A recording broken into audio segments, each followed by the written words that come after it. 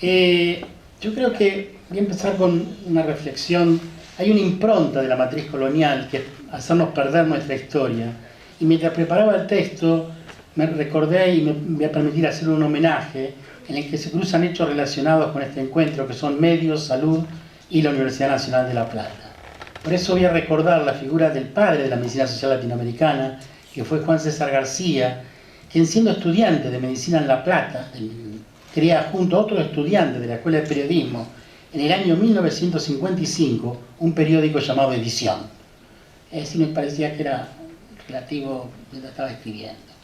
Juan César García es una persona poco conocida en Argentina, pero en América Latina fue fundamental en los procesos de reorganización del campo de la medicina social y fundamentalmente de la articulación de mucha gente, prontamente sanitaristas, que salían de dictadura y armaron toda una cuestión y dieron origen a los primeros posgrados de medicina social en Latinoamérica, que son los posgrados que nosotros venimos heredando como cultura de los años 70.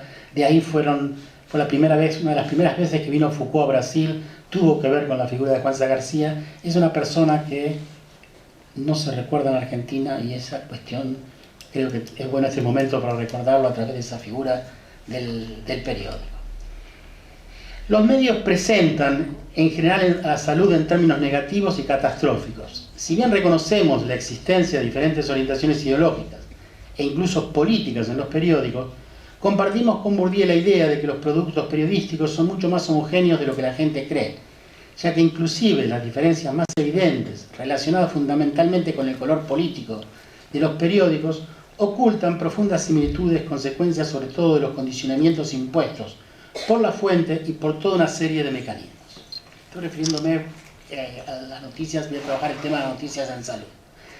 Según Bourdieu, los periodistas comparten estructuras cognitivas, categorías y preconceptos, así como procesos de convivencias que también contribuyen a homogeneizar la información que se presenta en términos negativos y alarmistas.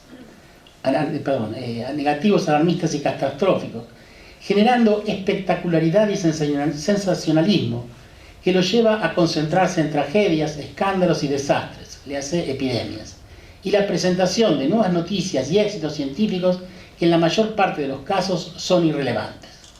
Todo esto se acompaña de la omisión de los grandes y crónicos problemas sociosanitarios.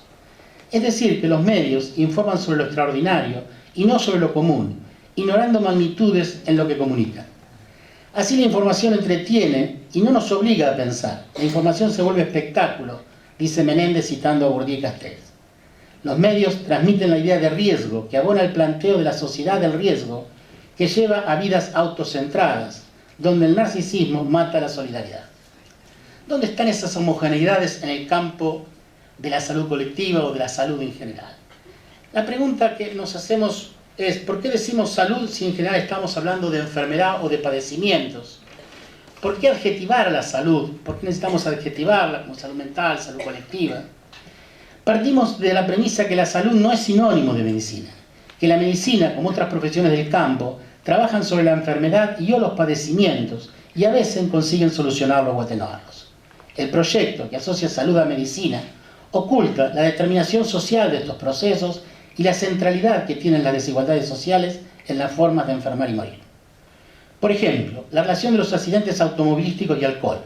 Hay toda una fuerte presencia en los medios de la relación casi directa entre alcohol y accidentes automovilísticos. En cambio, no está en la discusión de los medios el tema vial, es decir, la calidad de nuestras rutas donde circulamos, el tema de la tecnología que está disponible e incorporado a los vehículos, la industria automotriz, que es capaz de publicitar, y la justicia permitir que se publicite, un auto que anda a 250 kilómetros o 300 kilómetros por hora, cuando no existe ninguna legislación que habilite en ningún lugar una velocidad mayor a 130.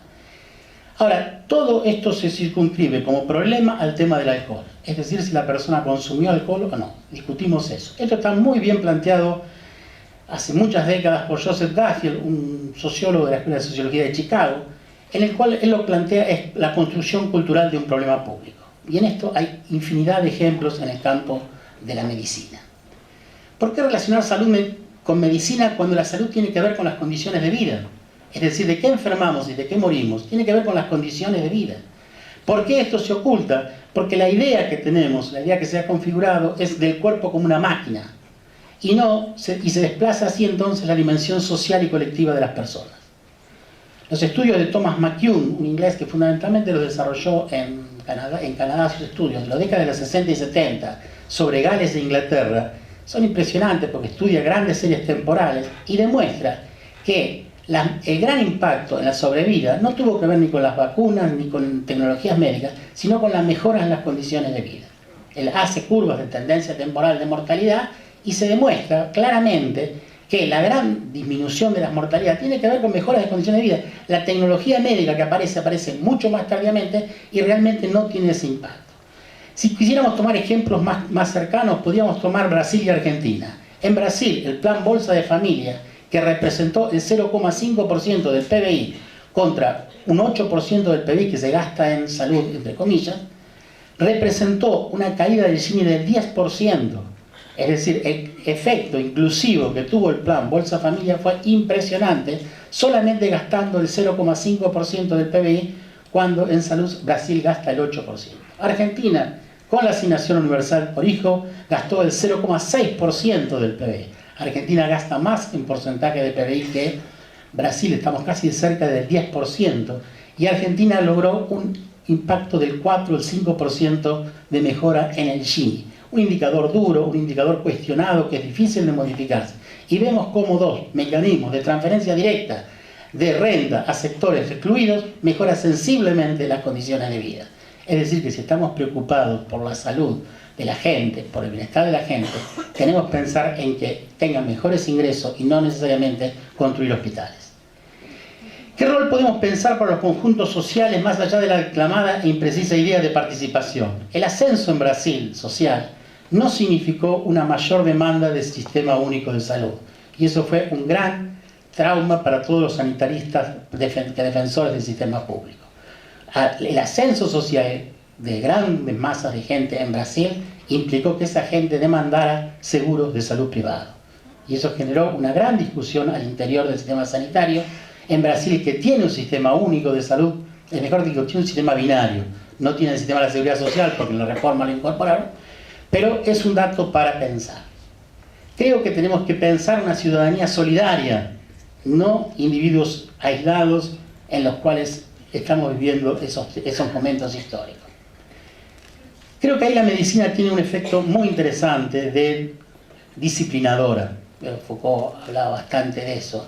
Hay una frase muy linda de Rockefeller, muy linda en el sentido de explicativa, que en el momento que estaban con tensiones bien trabajando en Centroamérica, tratando de colonizar Centroamérica, y decía, para pueblos perspicaces resulta más útil la medicina que las ametralladoras. Es decir, que la medicina tiene ese control y es necesario pensar estas cuestiones. Ahora, lo que vamos a plantear nosotros es que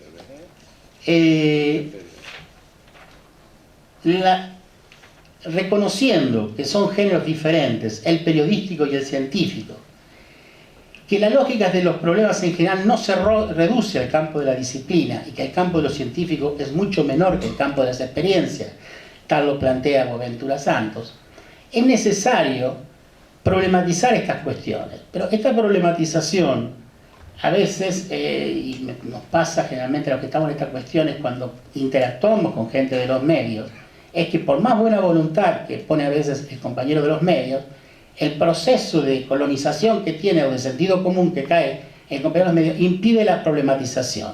Entonces ahí es necesario producir interfaces entre trabajadores de los medios y trabajadores de la salud para desmedicalizar o por poder sacar del sentido común algunos temas que están fuertemente colonizados y que construyen una hegemonía en el sentido de pensar de una única manera un tema realmente muy importante.